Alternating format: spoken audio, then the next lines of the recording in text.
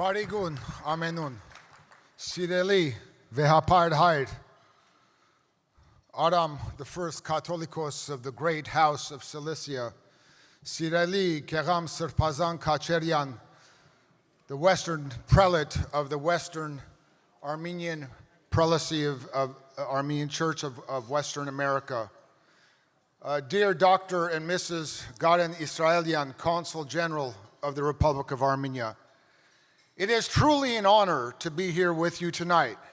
I think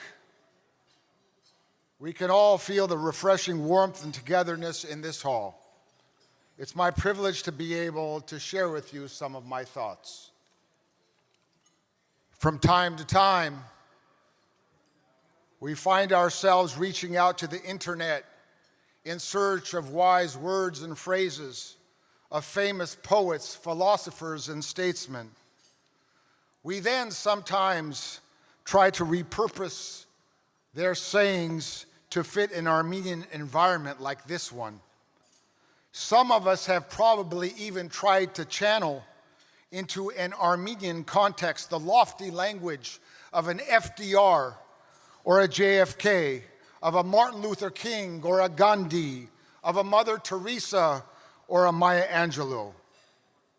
That's all fine, but we must understand that we do not need to reach so far out to be reminded of who we Armenians are, why we're here, and where we are going.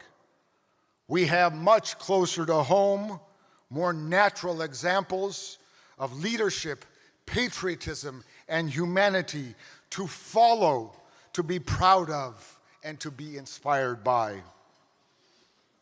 Simon Vratsian was the last great prime minister of the Republic of Armenia, and of course he was so much more than that. Hitting home for my family in the 1950s and 60s, he was the exemplary mentor for someone very close to me and this community. He was the catalyst for Professor Richard Hovannisian's entire lifetime of scholarly activism.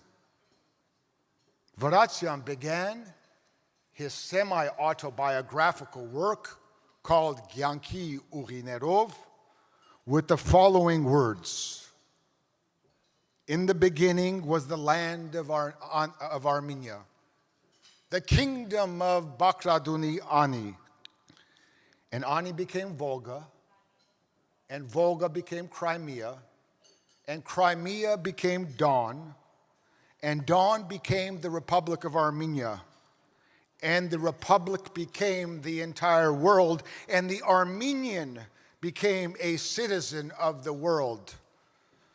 This is my story," writes Vratsian, "the story of all Armenians, past and present." Now, if you shift the places a little bit and put, for example, Haleb or Beirut in place of Ani, Los Angeles or Detroit instead of Volga, Paris or Venice instead of Crimea, Gyumri or Ghapan instead of Don, this really does become our story. We all end up in the same place right here as citizens of the Armenian nation and of the world. Again, there's no need really for references to a Washington or to a Lincoln or to a Churchill or to a Mandela when we have in our own blood a Vratsian or a Vahan Kardashian and their generation of role models. As my father wrote, it was the generation that witnessed the annihilation of much of its nation, the crumbling of empires and the emergence of new sovereign states. It was the generation that forged the Republic of Armenia, strove against insurmountable odds to preserve its independence, and tragically, with little other choice, had to deliver it to the Soviets. That generation, its mission fulfilled, has vanished. And now that mission has been passed on to you, the friends and members of the Armenian National Committee of America. What we must do now in 2025 and beyond is to fight like hell to ensure that the legacy of a land and of a people, which rose from the rubble of shattered lives and of a ravaged homeland in 1915, remains not only alive, but relevant, and that justice and accountability in all their forms are pursued, and by all means necessary. There is, of course, another Armenian homeland, and its people who walked through similar genocidal fire just 2 years ago, resulting again in shattered lives and a broken homeland, for whom and for which we should fight on all fronts to secure justice for the victims and accountability for the criminals. I will now try to follow the rhythmic pattern of my father's mentor, Armen Vratsian, with a more modern twist. In the beginning, nearly 3,000 years ago, was the land of Artsakh and the Kingdom of Khachen.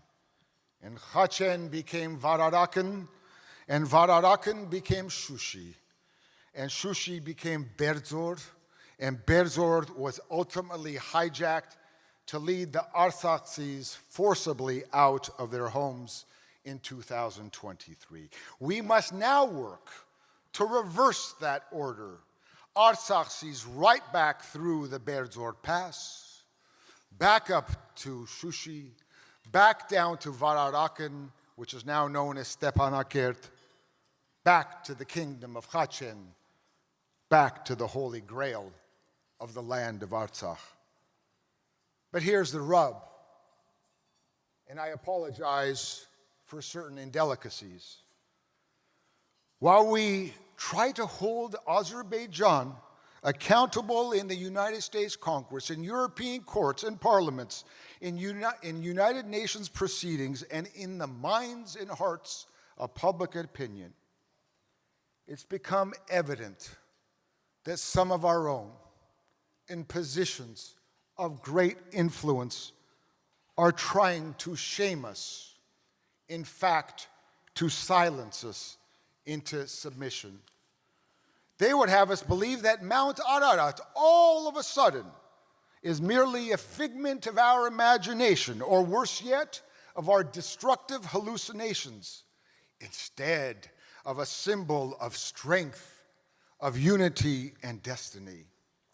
They would have us believe that Armenian Kharpet Van and Erzurum, Sebastia Bitlis and Dikranakert, are turkeys for keeps, instead of the proper objects of our reparations and restitution efforts. They would have us believe that the Armenian constitution is a scandalous insult to an upstanding Azerbaijan and must be changed.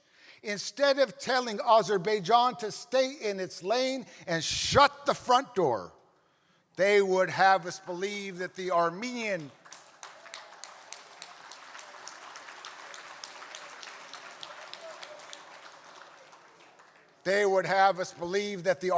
Apostolic Church, our church, which is represented here in its greatest capacity, is to be widely hazed and humiliated instead of embraced and supported and loved. They would have us believe, and maybe this should hit more home, they would have us believe that everything that our parents have taught us and everything that we have taught our children and which we will teach our grandchildren should be dropped and forgotten. Enough of Avaraid and Khanasor, they would say. Enough of Sardarabad and Bashabaran. Enough of Nejde and Dro and Antranik. Enough of Khrimian Hayrik and Gomidas Vartabed. Enough of Akhtamar, Varakavank, and the churches of Zvani. Enough of Pegor, Tatul, and Monte. Enough of genocide recognition efforts. Enough of Western Armenian roots and heritage. Enough with all of you, and enough with Haitad itself, so they have started to say. They are trying to con our people that in this recent fabrication called Real Armenia, Artsakh's only place is in the dustbin of history, and Artsakh doesn't have any tomorrows left in its future. As if the debacle of August 8, 2025 closed the books on the Artsakh story with a few clicks of a White House camera.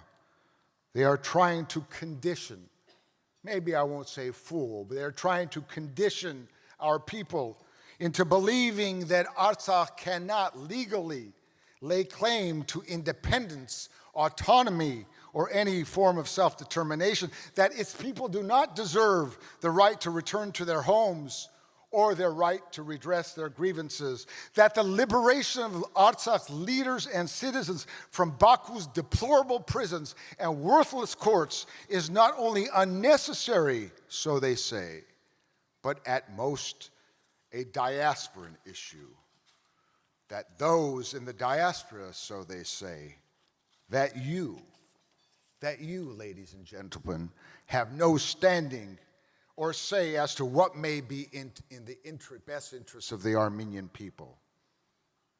If all this is someone's crippled vision of a real Armenian, pardon the interruption, we'll have to take a pass this time around.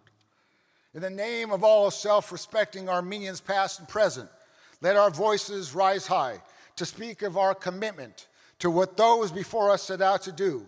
And let us tell those who live in darkness and fear, who are enemies and skeptics of life, that Artsakh Armenians and Armenians everywhere in the world have the fundamental right to live fully, to live freely, and to live safely, especially in their current and ancestral homelands. Thank you.